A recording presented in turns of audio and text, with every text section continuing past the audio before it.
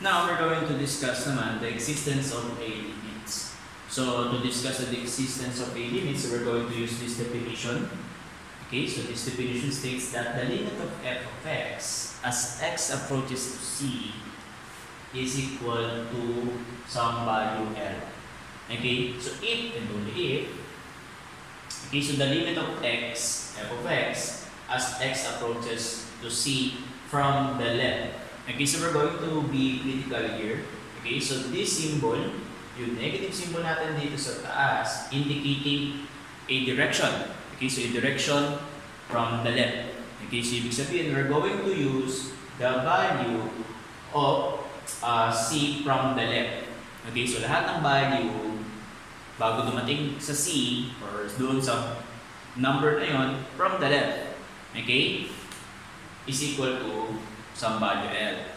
Okay, and then next, so dapat nag-exist at equal din sa L C limit of f of x as x approaches to c from the right naman. Okay, so dapat yung dalawang value from the left and from the right, they should be equal at some value L. Dapat pareha sila and they both exist. If that happened, therefore we conclude that the existence of limit exists at L. Okay? So now, we're going to proceed with some examples here. Okay, so in this example, we got here the limit of 1 plus 3x as x approaches to 2. Okay, so we're going to notice that. Okay, so we're going to notice that there are two different limits here. Okay, so from the left and from the right. Okay, so we're going to start first with from the left. So we're going to use values from the left ng 2. Ibig sabihin, mga value bago dumating sa 2. Ano yung mga value bago dumating sa 2? Maaaring 1, 1.4, 1.7, 1.997, 1.999, and so on. Okay? So pwede kang mag-isip din, ano pa yung mga ibang value bago mag 2, positive 2. So maaari kang mag-start sa 0. Okay? But, choosing a number further, no? So yung mas malayo pa will not make sense. Okay? So bakit po? Kasi ang gusto nga natin yung medyo malapit na talaga siya doon sa value ng 2. Okay? So if you're asking me, pwede ba ako mag-start na agad doon sa 1.95? No problem. Sure, why not? Okay? So here in this example, so we start from the value of 1 and we end up with the value of 1999999. Okay? So if we substitute 1 in this function, okay, so we're going to use some scratch here. Okay, so in our scratch, we're going to use the limit.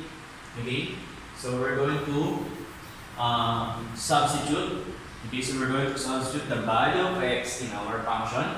Okay, so therefore we're going to have 1 plus 3 times 1. Okay, so this is equal to 4. That's why we have here 4 as our value. Okay, and then if we use 1.4 plus 3 times 1.4, okay, so we will have here an answer of 5.2. Okay, and we did the same procedure up until 6.9999997. Okay, so therefore we have here a conclusion that as the value of x approaching to 2 from the left, the value is approximately equal to 7. Okay, so that's the value of our computation here in the first part, in this first side.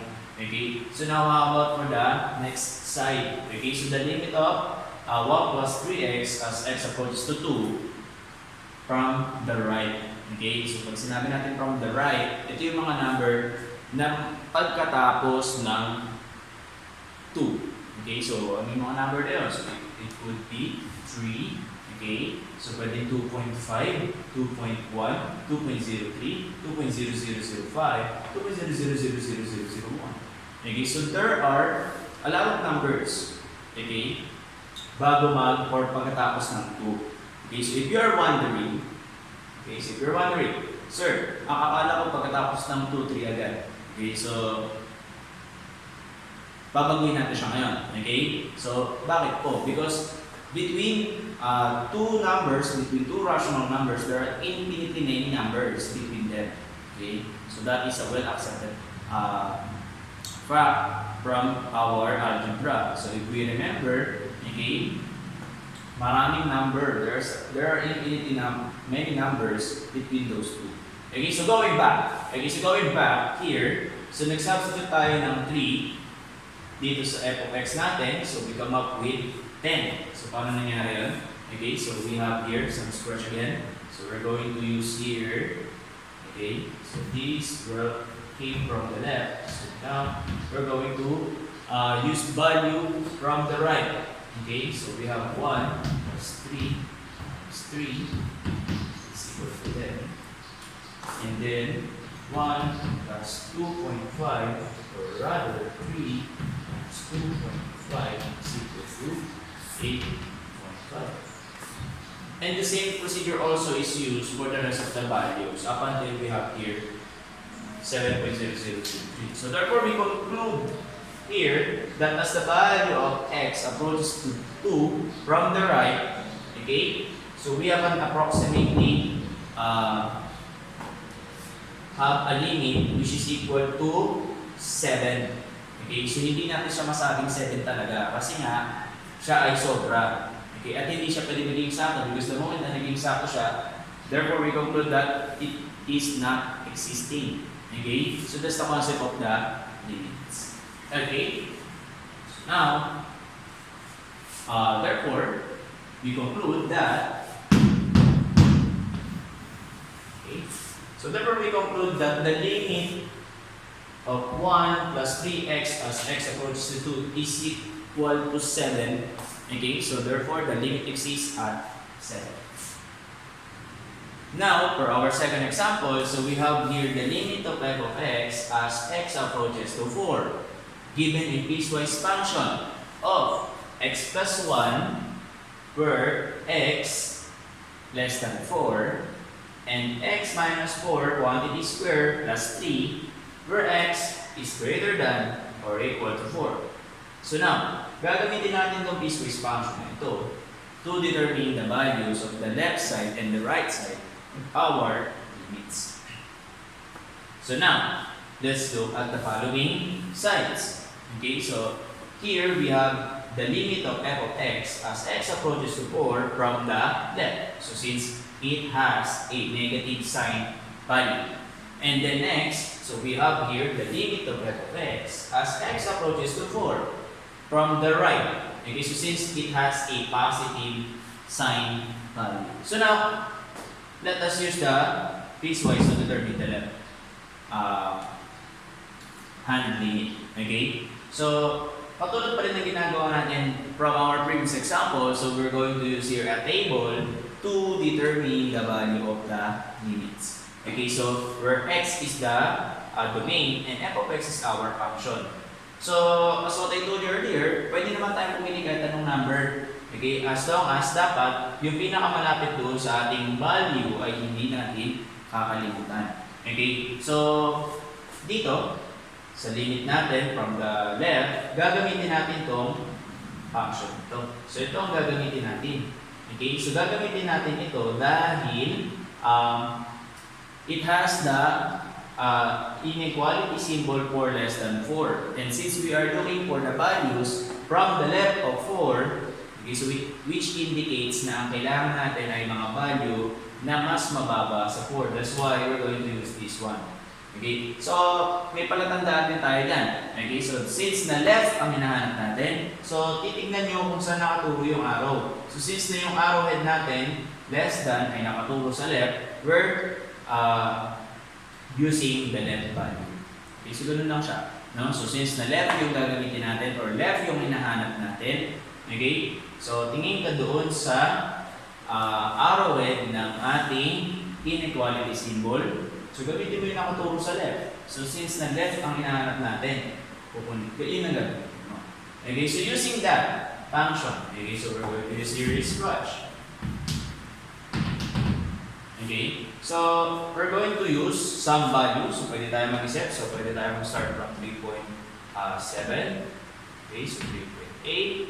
Okay, so 3.9. So it's up to you kung ano ang gustong gamitin. Okay, so suppose that we have 3.7. Okay, so we have here 3.7 plus 1. Okay, so since that is our value function, that is our function, so we have here 4.7. Okay, and then, so we have the next value for 3.8. So gamitin natin ng 3.8 dito. Lagyan natin dito. So we have plus 1. So we have 4.8. And then 3.9 plus 1. So we have 4.9 and so on. So the same procedure is applied for the rest of the value. So ito ay 4 from the left. Okay, so we use values 4 from the left. So we have 4.7, 4.8, 4.9, and then we use the closest value, which is 3.9999, which provides us an answer 4.99999. Okay? So madali lang siya, nagsasubstitute lang naman tayo. Okay? So regarding naman sa value, isip ka lang ang pinakamalapit doon sa ating C. Okay? So doon sa ating constant. Okay? Now, hawa ko the next side. Okay? So next side natin, so we use here, okay, so we have 4. So 4 from the right. So we use 4.3, okay, doon sa ating function. So now, anong function ang gagamitin natin? Ang gagamitin naman natin function ngayon ay ito. Yung nasa baba, the greater than. Okay, so bakit greater than yung gagamitin natin? Kasi nga po, from the right. So it includes numbers or values after the 4 or after the value 4 or constant 4. Okay, so ibig sabihin, mas mataas siya sa 4. So that's why ito yung gagamitin natin. And the same pattern is applied. So since na right yung hinahanap natin, tignan mo yung arrowhead ng iyong inequality symbol. Kung nakatok siya sa right, therefore, you're going to use this piecewise function na nasa greater than concept. Now, substitute tayo. So we have 4.3. So again, kahit anong value, basta medyo malapit siya doon sa ating hinahanap. Okay, so kung mapapansin natin, mas mataas yung value doon sa 4 o 4.3, 4.1, 4.0001. Okay, so mas mataas siya dito kasi nga right. Okay, pag left, mas mababa siya doon sa 4. Pero pa, approaching pa rin sa 4.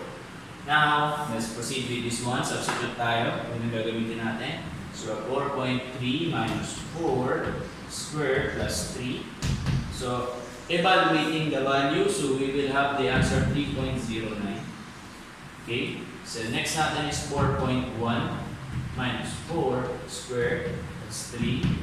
So, evaluating also, so 4.1 minus 4, because that's 0.1 squared. Okay, so square plus 3, so we will have here 3.01. Up until we have here 4.001. Okay, so you can just use a calculator to compute for the following values. Okay lang naman gumamit ng calculator. There's no problem with it. Okay? So now, na-compute na natin yung dalawang limit ng ating dalawang side. Okay, so as you can see here, the limit of f of x as x approaches to 4 from the left is approximately equal to 5. Okay, so that is 5. No? And then, the limit of f of x as x approaches to 4 from the right is approximately equal to, so what is this one? So this is equal to 3. So since na magkaiba yung value ng ating left sa ating right, okay, so remember, the limit will only exist. Okay, so the limit will only exist if the left-hand value of the limit and the right-hand value of the limit has the same limit. Okay, so ibig sabihin dapat parehas yung ating limit. Kaya dito dahil magkaiba, therefore, okay, so therefore the limit of x as x approaches to 4, okay, so does not exist. Okay, so D and E, so D and E is an acronym or does not exist. Ibig sabihin hindi nag-exist yung limit doon sa ating given function. So anong ibig sabihin yan? So hindi siya nag-exist dahil maaaring, okay, so ito ay hindi magkadugtong. So remember, piecewise nga siya, di ba? So maaaring yung piecewise natin ay hindi magkadugtong. So hindi lang siya basta may hole. Okay, so kung may hole, nakita natin, pwede pang gawa ng limits eh. Kaso kapag hindi naman sila magkatugtong, ibig sabihin putol talaga siya. So therefore, the limit does not exist kasi hindi sila magka-parehas ng right at left hand value. Okay? So that's the concept kung kailan maaaring hindi lumabas ang limit. Okay, so hindi naman sa lahat ng pagkakataon lalabas ang limit. And then, before we end this example, okay, so I want you to also observe that hindi naman porket naka-piecewise laging wala ng limit. It just happen lang na hindi naging magkaparehas. Pero if ever na naging magkaparehas yung dalawang yan, no? Given a piecewise function, the limit is existing pa rin. Okay, so walang masama doon. Hindi siya dahil sa naging piecewise. Okay?